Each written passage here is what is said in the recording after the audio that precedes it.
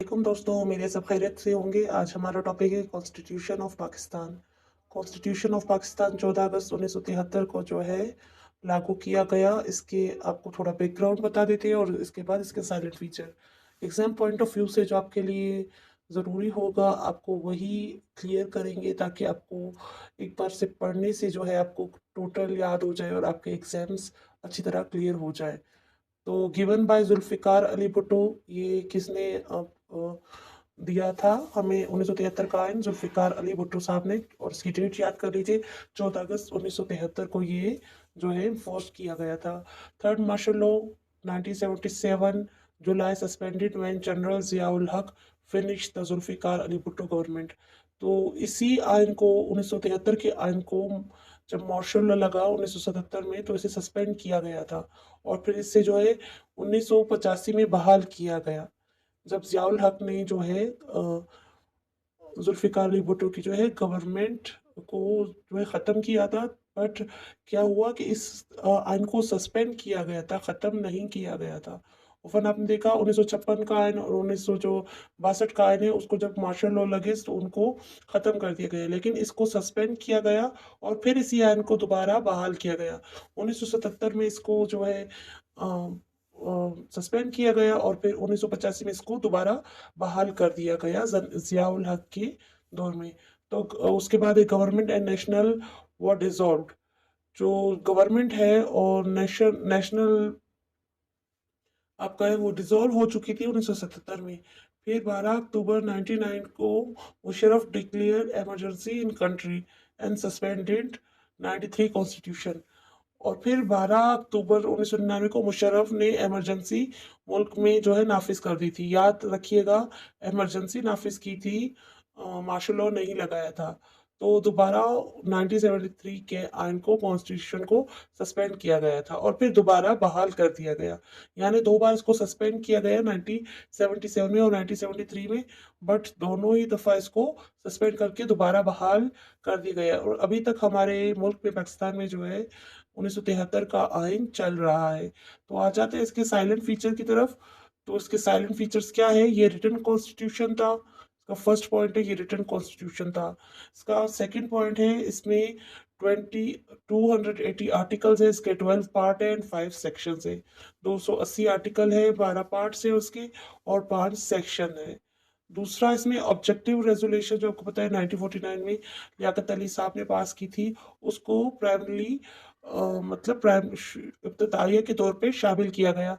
और ये उनका 1949 में ये पॉइंट्स जो आपको ऑब्जेक्टिव रेजोल्यूशन का बताया गया था कि जितने भी आयन पाकिस्तान में बनेंगे उसमें इब्तदाइया में आपको ऑब्जेक्टिव रेजोल्यूशन लाजमी जो इसमें ऐड करनी है।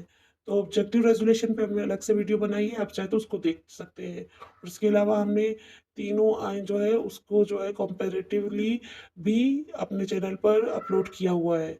तो आ जाते हैं तीसरे पॉइंट की तरफ, फंडामेंटल राइट्स, यानी बेसिक राइट्स जो हर ह्यूमन का हक है, रोटी, कपड़ा, मकान और आपकी मजहबी आज़ादी, ये सारा इसमें ऐड किया गया था। और उसके बाद बाय कैमरे जो आपके upper house and lower house, यानी आपकी जो असेंबलीज होंगी, नेशनल असेंबलीज और सेनेट। हमारे मुल्क में दो असेंबलीज है, upper house and lower house, senate और national assembly.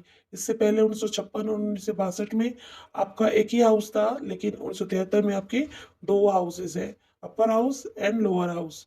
Form of government, form of government इसमें इंट्रोड्यूस करवाई गई, पार्लियामेंट्री गवर्नमेंट, यानी पार्लिमानी निज़ाम होगा। यानी आपका पीएम होगा और उसके साथ उनकी एक पूरी जो है टीम होगी, कैबिनेट होगा। तो ये निज़ाम मुतारिफ करवाया गया।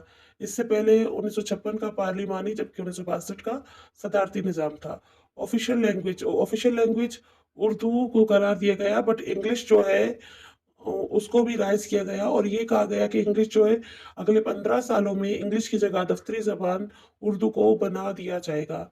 लेकिन ऐसा नहीं हुआ, अभी तक हमारी जो दफातर है उसमें इंग्लिश ही चल रही है। इंडिपेंडेंट ऑफ जुडिशरी, यानी आपकी जो अदलिया है, अदालतें हैं, वो आज़ाद है, वो आज़ादाना तौर पर बगैर किसी प्रेशर के फैसले कर सकती है। डायरेक्ट इलेक्शन मेथड मतलब आप अवाम बराह रास्त जो है वोट कास्ट करके अपने लिए जो है मुंतखब नुमाइंदे चुन सकती है। इस्लामिक सिस्टम, और हमारे मुल्क में जो है इस्लामिक सिस्टम होगा। इस्लामिक सिस्टम के साथ साथ 1973 के आइन में मुस्लिम की डेफिनेशन भी ऐड की गई थी कि मुसलमान कौन है। वो जो अल्लाह ताला की वहादानियत और रसूल सल्लल्लाहु अलैहि वसल्लम को के आखिरी होने का जो है इकरार करता है। तो मुस्लिम की डेफिनेशन पिछले दो आइनों में नहीं थी, बस 1973 के आइन में ऐड की गई थी। इसके बाद है फेडरल सिस्टम। गवर्नमेंट हमारी कौन सी होगी? फेडरल सिस्टम होगी। सूबे बाइख्तियार होंगे। Rigid constitution, 2/3 majority can change. ये रिजिड कॉन्स्टिट्यूशन था, इसको चेंज करना इतना आसान नहीं था, बट ये फ्लेक्सिबल भी था। अब तक हमारे आइन में जो है वो 25 तरामीम हो चुकी हैं, 25 अमेंडमेंट हो चुकी हैं, क्योंकि इसमें 2/3 मेजोरिटी अगर चाहे, यानी 2/3 अक्सरियत अगर चाहे तो किसी कानून में तरमीम आनी तौर पर कर सकती है। तो ये था कॉन्स्टिट्यूशन 1973। आई होप आपको क्लियर होगा इसके तमाम फीचर्स और सब। तो अगर आपको हमारे पढ़ाने का तरीका अच्छा लग रहा है तो काइंडली चैनल को सब्सक्राइब करना ना भूलें, लाइक करें, शेयर करें। मिलते हैं नेक्स्ट वीडियो में, तब तक के लिए अल्लाह हाफिज।